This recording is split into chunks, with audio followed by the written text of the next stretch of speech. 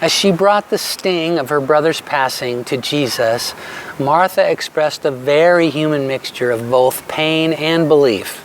John 11:21 and 22 record her broken heart saying, "You could have prevented this," while her faith was saying, "I still believe you can do something about it." But these statements expose a very constrained perspective, and the conversation that follows in verses 23 to 27 reveals Jesus sensitively, compassionately, and purposefully escorting her toward an expanded and liberating one. Like most of us, she didn't realize how much a fear of death was restricting her vision and restraining her spiritual freedom. She agreed with the Lord's promise that Lazarus would rise again, but said she believed it wouldn't happen until, quote, the last day.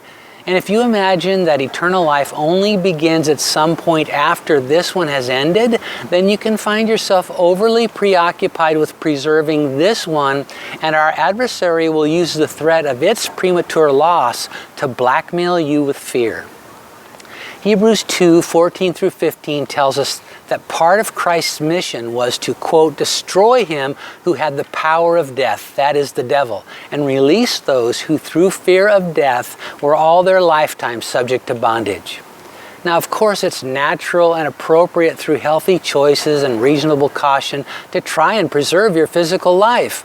But like Martha, most of us don't realize how much liberty we forfeit when we're in the grip of the fear of losing it.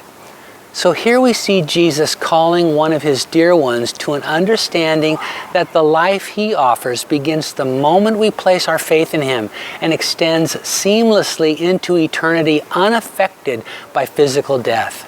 He told her that resurrection isn't a future event, it's a person. This passage contains the fifth of the I am statements in John's Gospel. Jesus told Martha, "I am the resurrection and the life," and went on to say that that truth renders death both immaterial and impotent. He told her that those who believe in him may pass through the portal of physical death, but never die. I hope you'll understand that I'm not trivializing what Martha was going through by sharing this story, but my wife and I really enjoy visiting Disneyland in Southern California where we live. And it's been closed for months because of the COVID-19 pandemic. So when we heard that Walt Disney World in Florida was allowed to reopen, we started considering the idea of making a trip out there to enjoy one of our favorite vacation activities. We've been appropriately cautious regarding the virus, but last week we boarded a plane and made a trip to the Sunshine State for a Disney fix. Was it risky? A little. But we found that the Disney company had gone to extraordinary lengths to protect their guests, and we had a wonderful time. It devalues a precious gift from God when we take inappropriate risks and foolishly endanger our lives.